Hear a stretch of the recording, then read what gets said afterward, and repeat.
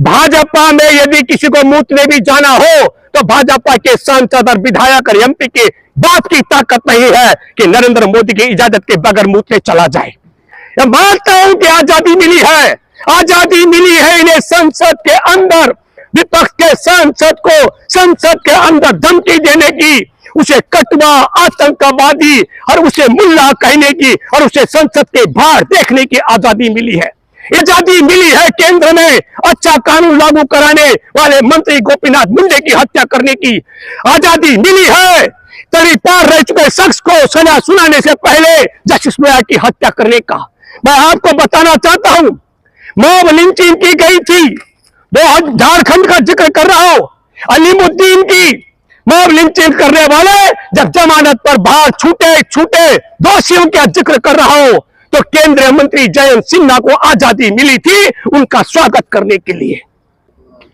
दोस्तों नमस्कार, मैं हूं भूपेंद्र रावत और आज मैं आपके साथ बहुत दुखद विषय पर बात करने वाला हूं।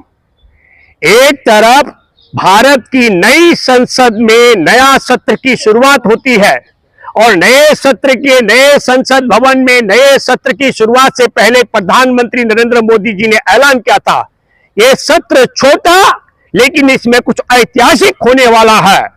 और वह ऐतिहासिक आप हम सब लोगों ने देखा। मैं बहुत यकीनी तौर पर मैं ही नहीं, मेरे जैसे तमाम देश के लोगों को बहुत बड़ा आघात हुआ जब हमने ये देखा कि भरी संसद के अंदर अमरोहा के सांसद जहां 16 लाख से ज्यादा मतदाता है, वहां से चुने हुए सांसद दानिश अली को, जो बहुजन समाज पार्टी का सांसद हैं, किस तरीके से भारतीय जनता पार्टी के एक सांसद रमेश बिधूड़ी ने जो धमकी दी, जिन शब्दों का चयन किया, वहां तमाम मैं उन शब्दों पर वापस नहीं जाना चाहूंगा, लेकिन उन शब्दों के साथ साथ कहा गया कि यह आतंकवादी है और दूसरी बात कही गई कि मैं तुझे दोबारा संसद में खड़ा होकर बोलने नहीं दूंगा और तीसरी बात कही गई कि मैं तुझे संसद के बाहर देखूंगा।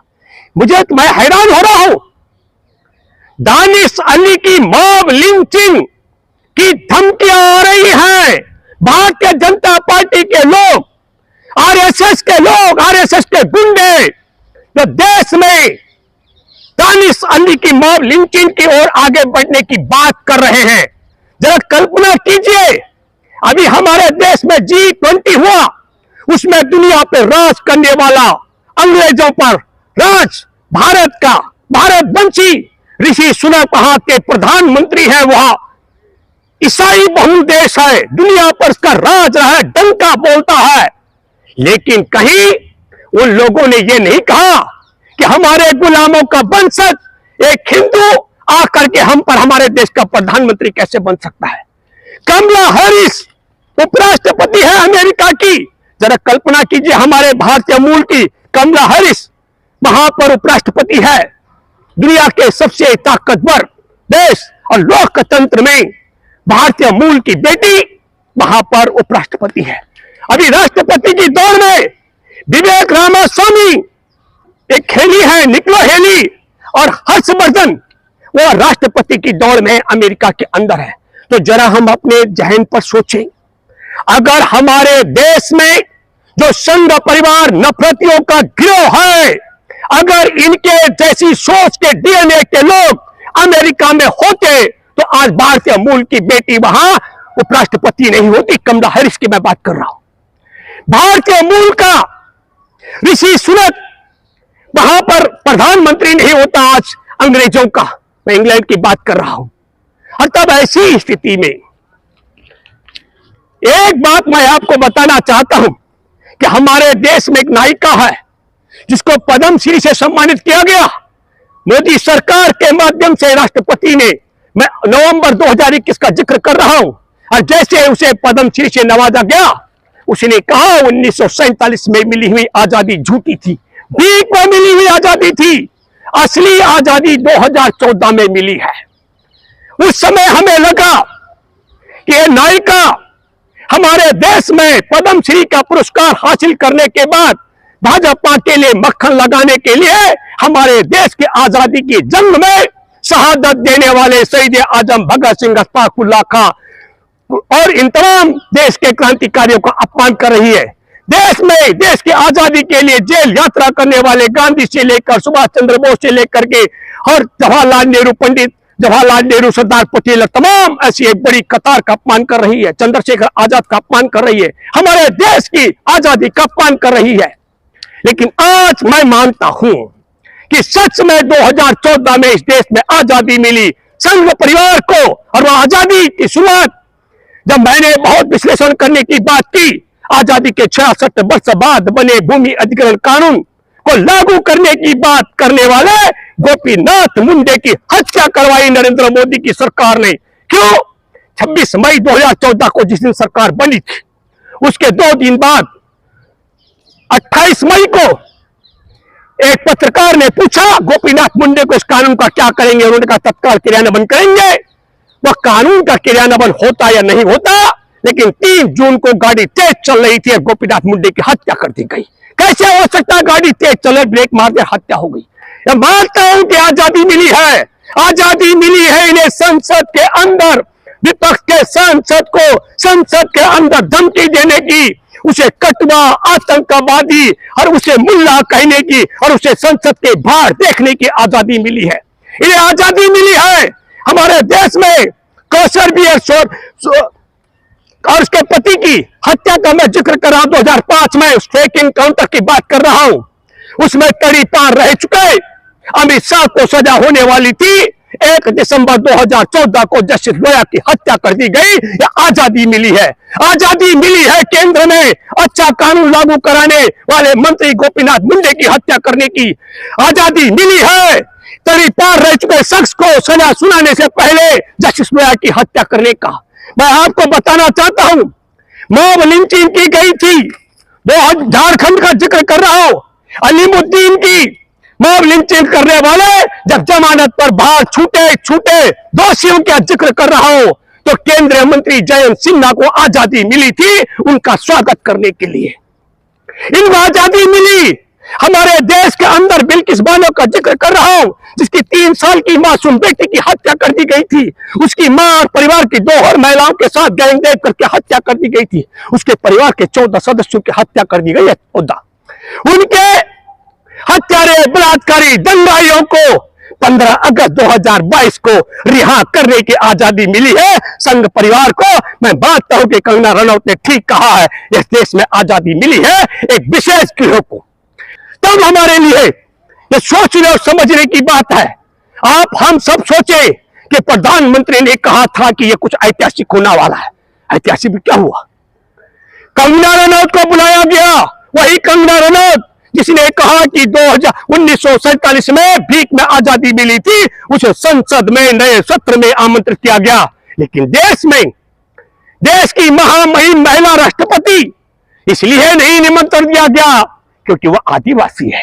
यह स्वतंत्रता मिली है, यह आजादी मिली है संघ परिवार को, कि संघ परिवार के लोग चाहे तो देश में महामहिम राष्ट्रपति का भी अपमान कर सकते हैं। इसलिए मैं आपको माध्यम से कहना चाहता हूं, कई लोग कह रहे कि रमेश बिधूड़ी ये तो ओबीसी का मामला है संघ के प्रकार ने, लेकिन इस क्रोनोलॉजी को आप समझिए। ना तो रमेश बिधूड़ी कोई नशा किया हुआ था, ना वो नशे में था, ना रमेश बिधूड़ी की इतनी ताकत है। यदि रमेश बिधूड़ी को हत्या कर रही है दानिश अली की, तो मैं गुरुद्वारे में जाकर सिख समाज से तलवार लाकर के सार्वजनिक तौर पर देता हूं। अपने बाप की औलाद है रमेश बिधूड़ी, तो दानिश अली पर तलवार चलाकर देखी। नरेंद्र मोदी से मैं मांग करता हूं कि नरेंद्र मोदी तोप का लाइसेंस दे मुझे, मैं तोप देता हूं। रमेश बिधूड़ी को अपने बाप की औलाद है तो उठाकर तोप से उड़ाकर दिखाए दानिश अली को, मैं मान जाऊंगा। आधुनिक हथियार चाहिए, इनका मोनू मानेश्वर जेल में है, उसके पास आधुनिक हथियार है, जिससे उसने पटौदी में भी 307 का मुकदमा है। वो हथियार बरामद कराए हरियाणा सरकार से और रमेश बिधूड़ी को सौंपा जाए। हत्या नहीं कर सकते क्योंकि देश में बाबा साहेब की अध्यक्षता में बना हुआ संविधान है, लेकिन ये नंगापन कर सकते हैं। और नंगापन क्यों किया गया? 21 तारीख की रात को 10 बजे दानिश अली को इस प्रकार की धमकी देने की क्रोनोलॉजी को आपको समझना पड़ेगा। 22 तारीख को दिल्ली विश्वविद्यालय में चुनाव थे। मैं बहुत अब मैं आपके साथ बात तो कर रहा हूं मेरे प्यारे देशवासियों, पर मुझे बहुत बड़ा झटका लगा, बहुत बड़ा आघात लगा। मैंने ये जरूर मानता हूं, प्रामाणिक तौर पर कहता हूं, जब देश में इज्जतदार लोग, देश में बाबा साहेब के अध्यक्षता में बने संविधान का सम्मान करने वाले, मां बहन बेटियों का सम्मान करने वाले, दलित आदिवासी महिला किसान मजदूरों का सम्मान करने वाले एक तरफ हो और दूसरी तरफ संघ परिवार जैसे नंगे हो जो कुछ भी कर सकते हो, जब नंगों का इज्जतदार वालों का झगड़ा होता है तो वहां यह नंगापन है। मैं आपके माध्यम से कहना चाहता हूं, माफी चाहते हुए बोल रहा हूं, भाजपा में यदि किसी को मूतने भी जाना हो तो भाजपा के सांसद और विधायक और एमपी के बात की ताकत नहीं है कि नरेंद्र मोदी की इजाजत के बगैर मूतने चला जाए। इसलिए मैं कहना चाहता हूं, इतनी बड़ी धमकी एक पूरे समाज को, पूरे दुनिया में हमारे संविधान को, नए संसद भवन को, हमारे देश के लोकतांत्रिक व्यवस्था को, देश की सबसे बड़ी पंचायत घर में इस प्रकार का तांडव जिसने कर दिया हो, और नरेंद्र मोदी ने अभी तक मुंह नहीं खोला। भाजपा की तरफ से कहा जा रहा है कि भाजपा ने कारण बताओ नोटिस जारी कर दिया। मैं आपके माध्यम से कहना चाहता हूं, कोई कारण बताओ नोटिस की जरूरत पड़ती है जब मामले की जानकारी ना हो। पहला कारण बड़ा साफ है कि रमेश बिधूड़ी आरएसएस का कार्यकर्ता है। दूसरा कारण बड़ा साफ है कि वह भाजपा का नेता है।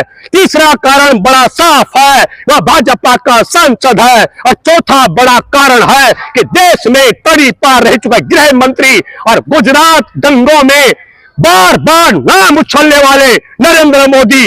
अभी तो एक और बात आई है कि गुजरात में गोधरा कांड का जो नरसंहार जिंदा जलाए गए कार चालक, उसमें भी मोदी सरकार का हाथ था।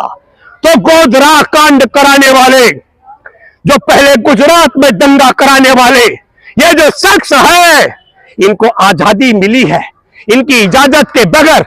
ना तो नरेंद्र मोदी मुंह खोल रहा है, ना तड़ीपार गृह मंत्री मुंह खोल रहा है, ना लोकसभा अध्यक्ष ने मुंह खोला है।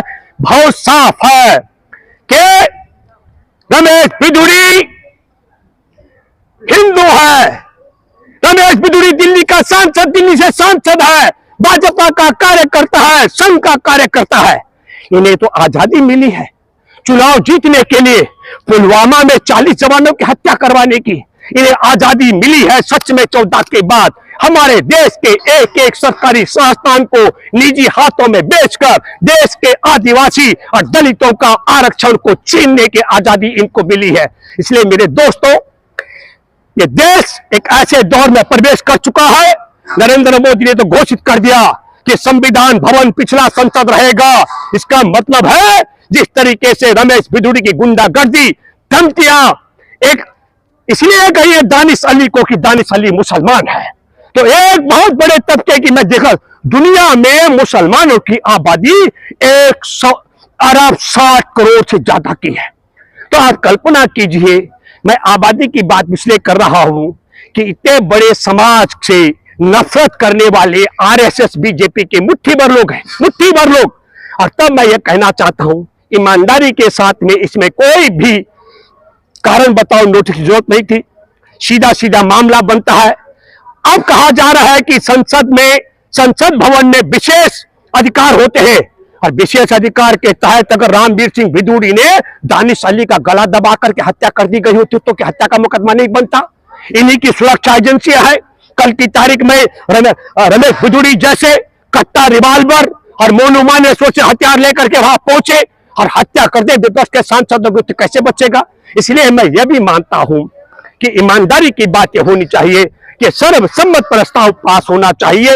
विपक्ष के लोगों ने तो मांग की, भाजपा सत्ता पक्ष के लोग मांग करें और पुलिस में मुकदमा दर्ज होना चाहिए। क्यों? अगर दानिश अली आतंकवादी है तो यह मुकदमा चलना चाहिए चुनाव आयोग पर कि एक आतंकवादी हमारे देश का सांसद कैसे बन गया।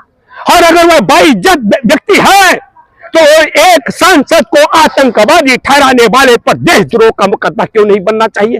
पूरे दुनिया में भारत की संसद का, हमारे लोकतंत्र का और संविधान का, देश के भाईचारे का और देश की सबसे बड़ी पंचायत घर का अपमान हुआ है। और जिन 16 लाख मतदाताओं का प्रतिनिधित्व करते हैं दानिश अली, उन सब का भी अपमान हुआ है। मैं उम्मीद करता हूं कि नरेंद्र मोदी अपने किए पर, अपने पापों पर से पर्दा हटा करके रमेश बिधूड़ी को दंडित कराने का प्रयास करेंगे। मैं फिर कहना चाहता हूं, क्रोनोलॉजी का हिस्सा ये नहीं है, ये दानिश अली की हत्या करना चाहते थे। क्रोनोलॉजी का हिस्सा ये था, हिंदू मुसलमान की हवा खड़ा करके दिल्ली विश्वविद्यालय के चुनाव को प्रभावित किया गया। और मेरे लिए और दुख और अफसोस की बात है कि पढ़े लिखे दिल्ली विश्वविद्यालय के विद्यार्थी भी इनके बहकाव में आकर के जो पोलराइजेशन की है उसकी परिणति है, जो देश के साथ गद्दारी कर रहे हो, सीमा पर चीन का कब्जा करा चुके हो, देश के संविधान को बदलने की बात कर रहे हो, शेड्यूल कास्ट और शेड्यूल ट्राइब का आरक्षण खत्म कर चुके हो और इंसान से इंसान में नफरत फैला रहे हो, ऐसे गिरोह के सब छात्र संघ के विद्यार्थियों को भी वोट किया गया। ये बहुत दुख और अफसोस की बात है और मैं उम्मीद करता हूं कि हमारे देश के अंदर एक नजीर कायम करें। इस समय ओम बिरला लोकसभा स्पीकर महामहिम राष्ट्रपति को हस्तक्षेप करना चाहे, वैसे करेंगी भी कैसे? वो नए संसद भवन में न तो शिलान्यास के दिन, न उद्घाटन के अवसर पर, न पहले सत्र में मुझे लगता है कि शायद नरेंद्र मोदी ने तय कर रखा है कि किसी भी कीमत में आदिवासी परिवार में जन्मी महिला राष्ट्रपति को नए संसद भवन के प्रांगण तक प्रवेश भी नहीं करने दिया जा रहा है। लेकिन फिर भी वह राष्ट्रपति भवन में रह करके स्वतः संज्ञान लेकर के रमेश बिधूड़ी की सदस्यता को खत्म कराकर जेल में भिजवाने की व्यवस्था करके हमारे देश में उदाहरण प्रस्तुत करें दुनिया के सामने कि दोबारा कोई सांसद ऐसी गुस्ताखी, ऐसा अपराध करने की हिम्मत भले ही रंगा बिल्ला ने क्यों न कहा हो तब भी न जुटा पाए। इस उम्मीद के साथ मैं अपनी वाणी को विराम देता हूं और आप सबसे अपील करता हूं, अधिक से अधिक लोगों तक इस सच्चाई को पहुंचाएं। ये इस्लाम पर हमला नहीं है, ये मुसलमान पर हमला नहीं है, ये हमारे देश के लोकतंत्र, संविधान और दुनिया में जो हमारी साकर। आखिरी बात मैं कहना चाहता हूं, नरेंद्र मोदी पूरी दुनिया में कटोरा लेके घूमे कि दुनिया के लोग हमारे देश में निवेश करें। दुनिया के पास एक संदेश चला गया कि भारत में भारत का चुना हुआ सांसद भी भारत की संसद में सुरक्षित नहीं रह सकता है, तो विदेशी निवेशक भारत में कैसे सुरक्षित होंगे? और दुनिया में भारत के लोग, ऋषि सुनक जाकर के अंग्रेजों पर राज कर रहे हैं, कमला हैरिस अमेरिका में राज कर रही है और ऐसे बहुत उदाहरण है, लंबी सूची अगर मैं आपको बताऊं कि यूरोप में कितने देशों में हमारे देश के मूल के सांसद हैं, लेकिन वहां इंसान से इंसान में प्यार बांटने वाले हैं, संघ परिवार की तरह इंसान से इंसान में नफरत फैलाने वाला गिरोह नहीं है। धन्यवाद।